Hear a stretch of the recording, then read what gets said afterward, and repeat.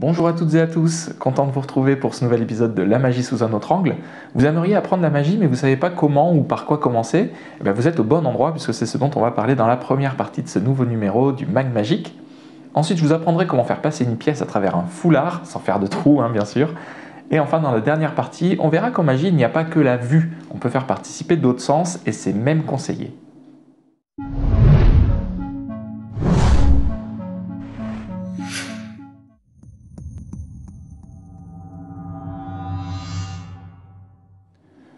Alors, comment faire pour bien commencer la magie? Déjà, il faut savoir qu'il n'y a pas d'âge pour commencer. On croit souvent que la magie c'est pour les enfants, et c'est faux. Est-ce que la peinture c'est pour les enfants? Non, bien sûr. Pourtant, on apprend très tôt à dessiner et à peindre, mais si on veut arriver à faire des tableaux, il faut des années d'apprentissage et de pratique. Pour la magie, c'est exactement pareil. On peut s'initier en étant enfant, en apprenant quelques tours faciles, mais le niveau technique, l'assurance face au public, ça s'acquiert au fil des années et de l'expérience. Donc si vous avez 50 ans et que vous avez envie de vous lancer, mais que vous avez peur de ne pas y arriver parce que vous n'avez jamais appris à manipuler les cartes ou les pièces, ne vous en faites pas, avec un peu de pratique vous verrez que vous y arriverez très bien. Après évidemment le mieux c'est de commencer le plus tôt possible pour habituer ses doigts, ses muscles, ses os et même son cerveau aussi à faire des manipulations. Mais l'âge ne doit pas être un frein en tout cas. D'autant plus que, comme je l'ai déjà dit plusieurs fois sur la chaîne, il existe de nombreux tours très simples, voire même automatiques, qui peuvent être très efficaces sur public. Souvent aussi, un adulte débutant s'en sortira mieux qu'un enfant pour tout ce qui concerne le baratin, l'attitude, l'assurance aussi face au public. Donc en résumé, n'hésitez pas à vous lancer, quel que soit votre âge. Donc ça, c'est fait. Ok, mais alors le mieux, c'est de commencer par quoi? Déjà, le cliché, la boîte de magie. La plupart d'entre nous a commencé avec une boîte de magie qu'on a eue à Noël ou pour un anniversaire quand on était gosse. C'est un cliché et pourtant c'est vrai et c'est souvent efficace d'ailleurs. Dans ce type de boîte, vous aurez souvent accès à des grands classiques de la magie, tout ce qui est anneaux chinois, gobelets, tours de cartes bien sûr, de jetons, d'allumettes, etc. C'est donc un très bon début et ça permet d'acquérir ses premiers accessoires truqués facilement, rapidement et puis à moindre frais aussi. C'est important de connaître ces tours parce qu'ils font partie de la base de la magie, donc c'est bien de commencer par ça. La qualité n'est pas toujours au rendez-vous, mais il arrive quand même de tomber parfois sur certaines surprises. Vous trouverez ces boîtes dans les grandes surfaces, les magasins de jouets, je suis sûr que vous en avez déjà vu, mais aussi dans certaines boutiques de magie. Et là, du coup, vous pourrez en profiter aussi pour demander des conseils. Après, en ce qui concerne le choix de la boîte, évitez déjà celles qui proposent plusieurs centaines de tours de magie, préférez plutôt celles qui contiennent le plus grand nombre d'accessoires plutôt. Et oui, parce que ces boîtes, elles sont assez éclectiques. Je ne me doutais pas que je dirais ce mot-là un jour dans une vidéo. Dans le sens où elles ne se focalisent pas sur une discipline en particulier, comme les cartes, les pièces ou les cordes, mais elles vont proposer des tours très variés. Et du coup, vous aurez dedans beaucoup de choses qui ne vous plairont pas ou qui ne seront pas adaptées à vous ou à ce que vous aimez faire. Mais aussi, plus il y aura de variété dans la boîte, plus vous aurez de chances de tomber sur des trucs qui vous plairont. Donc il faudra découvrir tout ça pour faire le tri et sélectionner 4 ou 5 tours qui vous plaisent particulièrement et travailler ceux-là en priorité.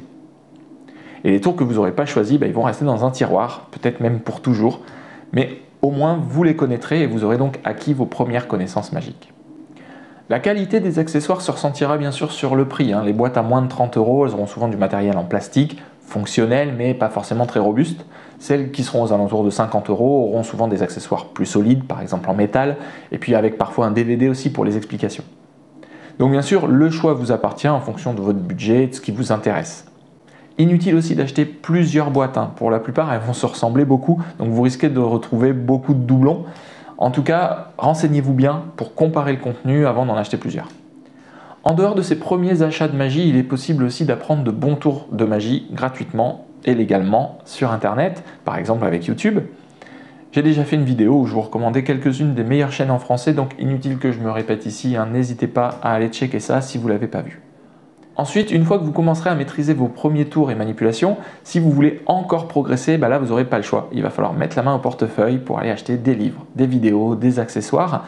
Là, le mieux, c'est de s'orienter vers une boutique de magie. Donc soit vous avez la chance d'en avoir une proche de chez vous, là c'est l'idéal, soit vous pourrez de toute façon commander tout ça sur les très nombreuses boutiques qu'on trouve sur internet.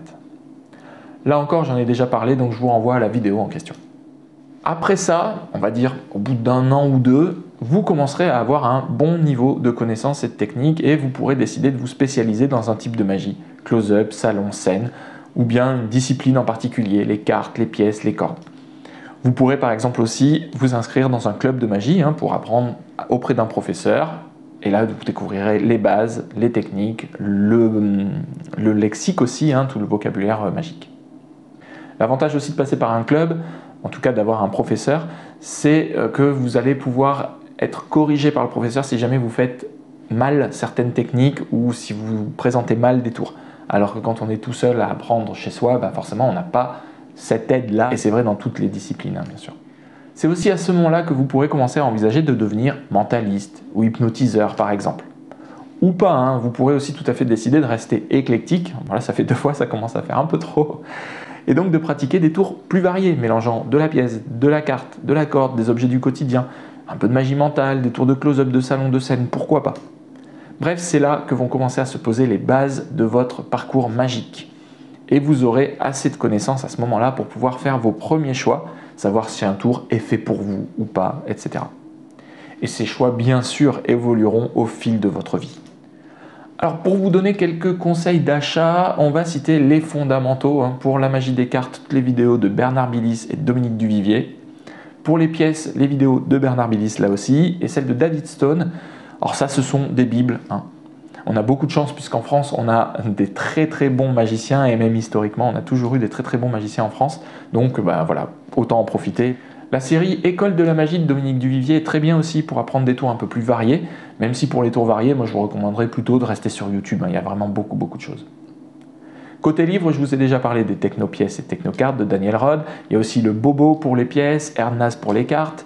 On en a parlé aussi déjà. Le livre que Gus a sorti cette année est très bien aussi pour débuter en magie des cartes. Je vous le recommande et j'en parlerai peut-être bientôt. En plus, il n'est pas très cher. Pour s'initier au mentalisme, on pourrait conseiller tous les livres de Corinda, Hanneman et Max Maven. C'est des bibles là aussi. Eh bien, je ne le ferai pas. Non, parce que déjà, je trouve que ça a un peu vieilli. Bon, là, c'est pas le sujet. Mais surtout, je pense qu'avant de se lancer dans le mentalisme, il faut un bon bagage magique, une bonne expérience du public. Sans quoi, on ne pourrait pas forcément saisir tous les concepts et puis surtout rapidement se décourager. Si par contre, vous voulez quand même commencer à apprendre des tours de mentalisme, je vous recommanderais plutôt les livres grand public, comme ceux de Victor Vincent, qui sont vraiment très bons, abordables, et qui vont vous permettre déjà d'apprendre vos premiers tours de magie mentale. Vous aurez tout le temps dans les années qui suivront pour vous plonger dans les livres plus poussés dont j'ai parlé juste avant. Parce qu'il y a un principe à savoir avant de se lancer, c'est qu'en magie, on n'a jamais fini d'apprendre. Ça veut dire que si vous commencez, même très jeune, vous n'aurez pas suffisamment d'une vie entière pour connaître tous les tours, toutes les techniques de manipulation, tous les accessoires truqués qui existent ou qui ont existé, lire tous les livres, voir toutes les vidéos, etc. Et c'est ça qui est bien, justement, c'est que vous pourrez explorer les différentes branches, vous spécialiser ou pas, creuser certains principes ou certaines techniques qui vous plaisent particulièrement et en laisser tomber d'autres qui vous intéressent moins. Vous aurez toujours du choix et vous apprendrez toujours des nouvelles choses, vous tomberez de temps en temps sur des petites pépites, des petits tours qui vont vous aller à vous particulièrement bien, que vous vous approprierez et que vous aurez plaisir ensuite à présenter à votre public. La contrepartie de ça, c'est que justement, bien souvent, vous aurez investi du temps ou de l'argent dans des tours, des livres ou des vidéos qui finalement vous plaisent pas tant que ça. Tant pis, dans ce cas, inutile de s'acharner.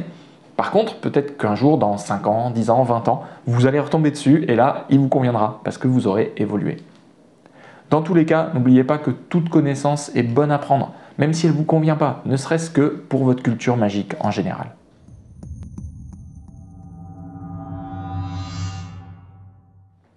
Dans la deuxième partie de ce mag magique, je tenais à vous expliquer un tour que l'on peut faire avec une pièce et un foulard. Donc tous les deux sont tout à fait normaux, ils peuvent être empruntés, ils peuvent être examinés aussi par les spectateurs, pourquoi pas.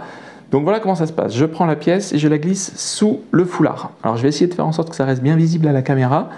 Donc vous voyez, la pièce est bel et bien sous le foulard. Je remets, voilà. Et maintenant, regardez bien, j'approche. Et si je pousse la pièce comme ça en forçant un petit peu, vous voyez que elle passe, voilà, un petit peu à travers le foulard. J'arrive à la récupérer. Et pourtant, donc si je fais une petite passe magique comme ça, vous voyez qu'à l'endroit où la pièce est passée, il n'y a pas du tout d'ouverture, pas de trou, le foulard n'est pas troué, et rien. Alors c'est pas évident à faire avec un angle un peu serré avec la caméra, donc ça va être un tour de matière à travers la matière. Bien sûr, donc le foulard n'est pas troué, évidemment. Et donc voilà comment ça se passe. En réalité, je prends la pièce dans ma main et je vais placer le foulard par-dessus. Jusque-là, rien d'exceptionnel. Juste que je vais placer la pièce pas vraiment au centre du foulard. Je vais faire en sorte d'avoir une partie de foulard un peu plus longue vers moi que devant. Vous allez comprendre pourquoi après. Et là, je vais pincer la pièce avec mon pouce. Je vais pincer le foulard, on va dire, contre la pièce avec mon pouce. Ensuite, sous prétexte, soi-disant, de montrer que la pièce est bel et bien sous le foulard, je vais attraper la partie de devant et je vais la ramener vers l'arrière, ce qui fait que je vais voir la pièce. Alors c'est pour ça que je maintiens avec le pouce, pour éviter que le foulard s'en aille. Et là, au lieu de ramener juste cette partie devant, je vais ramener les deux pans du foulard vers l'avant. Et c'est là, en fait, que c'est important d'avoir une partie vers soi qui est légèrement plus longue.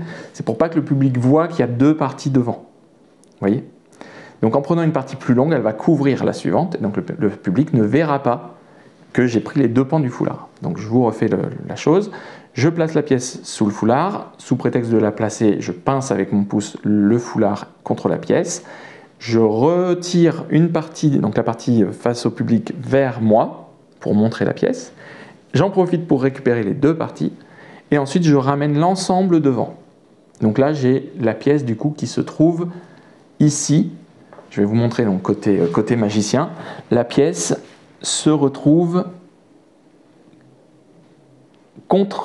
entre une doublure du foulard et mon doigt. Donc en fait, elle peut sortir. Faites-le avec un foulard et une pièce, vous verrez tout de suite comment ça marche. Donc là, c'est très important par contre que le public ne voit pas ma main. Si le public voit une partie de ma main, c'est foutu parce que du coup, ils vont comprendre que ma main n'est pas sous le foulard. Ma main, elle est censée être sous le foulard avec la pièce. Donc il faut absolument que le foulard recouvre ma main comme ça. Et là, on a l'impression que la main est dessous.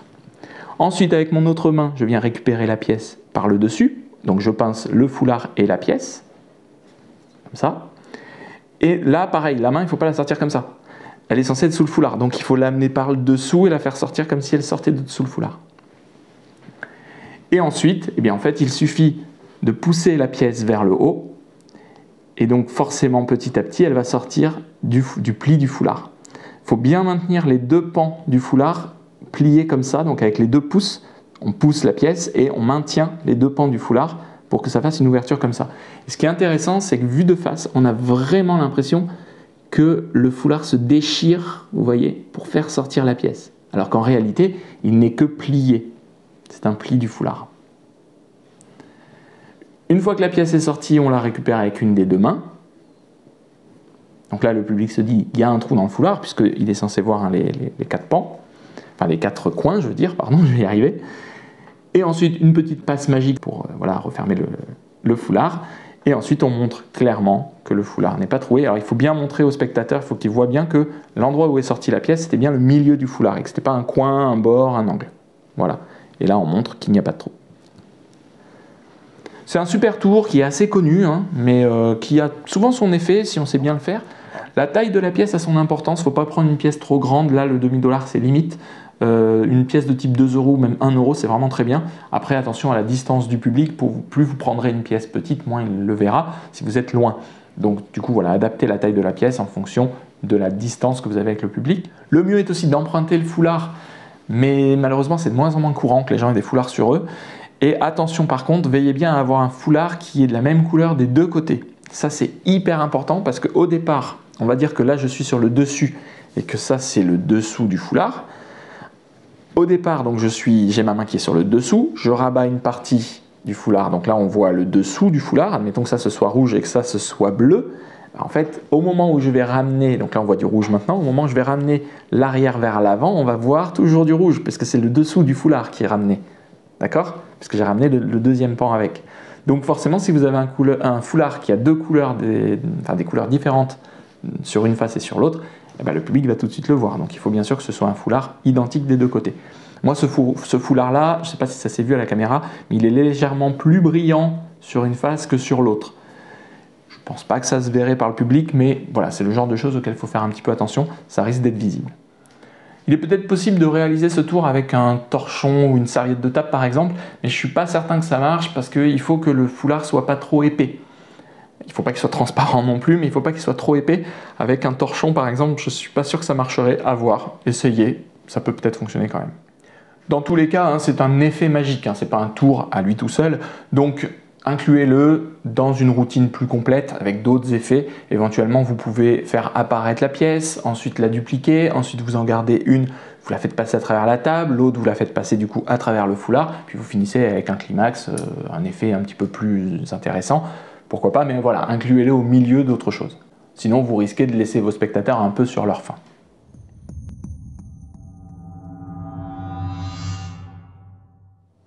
Pour clore ce 5e numéro du Mag Magique, je voulais attirer votre attention sur un point dont on ne parle pas assez souvent à mon avis, dans les livres ou dans les vidéos de magie, c'est la sollicitation de plusieurs sens pendant un tour de magie.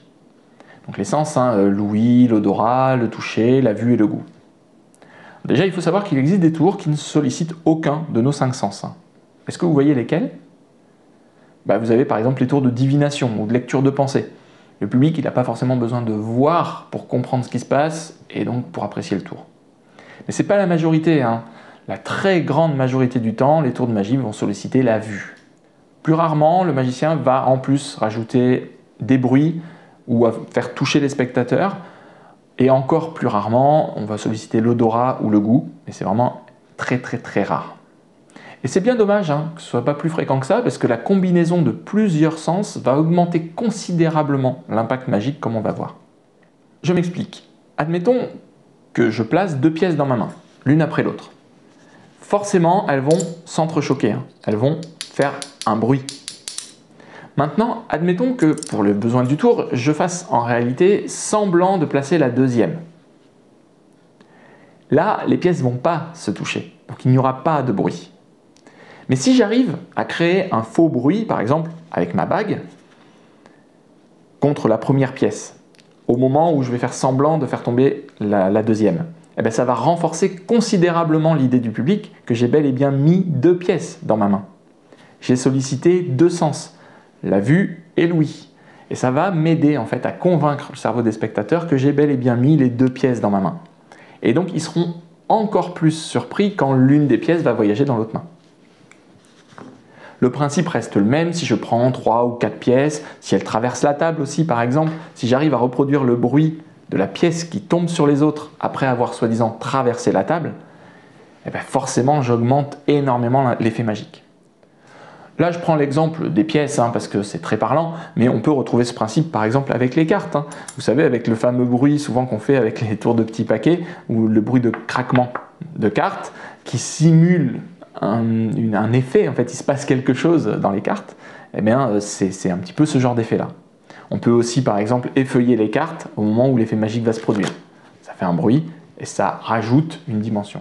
Le baratin joue aussi un grand rôle, le choix des mots, l'intonation de la voix, la vitesse, la clarté des paroles du magicien sont hyper importants pour la réussite d'un tour et ils sollicitent bel et bien l'ouïe.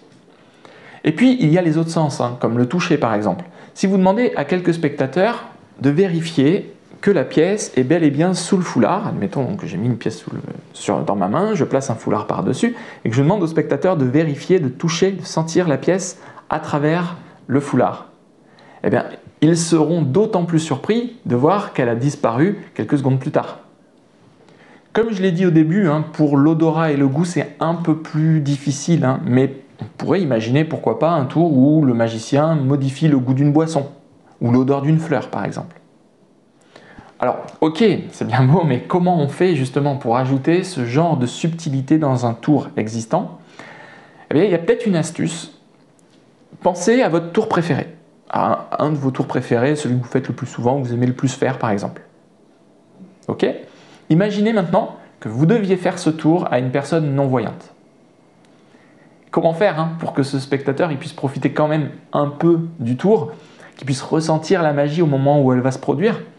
C'est pas facile. Et là, vous voyez qu'on prend soudain conscience de la place énorme que prend la vue dans les tours de magie. Et c'est dommage, mais la magie, elle reste malheureusement trop inaccessible aux personnes non-voyantes. Alors, pour beaucoup de tours, malheureusement, il n'y a pas de solution. Le sens de la vue, il est primordial, il est essentiel, on ne peut pas faire autrement. Mais dans certains cas, vous verrez que vous allez peut-être trouver une petite idée, comme je vous le disais tout à l'heure, par exemple produire un son, lui faire toucher un objet qui va changer de forme après. Ce genre de petites choses qui pourraient peut-être lui faire profiter un minimum du tour. Du coup, n'hésitez pas à incorporer cette idée dans votre tour. Essayez et vous allez voir que ça va lui donner une toute nouvelle dimension, une profondeur et finalement un meilleur impact quand vous allez le présenter à votre public. Ainsi s'achève ce nouveau numéro du Mag Magique qui était finalement assez complet. Comme d'habitude, n'hésitez pas à me dire ce que vous en pensez, à partager vos idées, vos conseils ou votre point de vue sur les différents points abordés dans cet épisode, via l'espace commentaire bien sûr. Je vous laisse sur la traditionnelle citation magique et puis je vous dis à bientôt dans la prochaine vidéo de la magie sous un autre angle.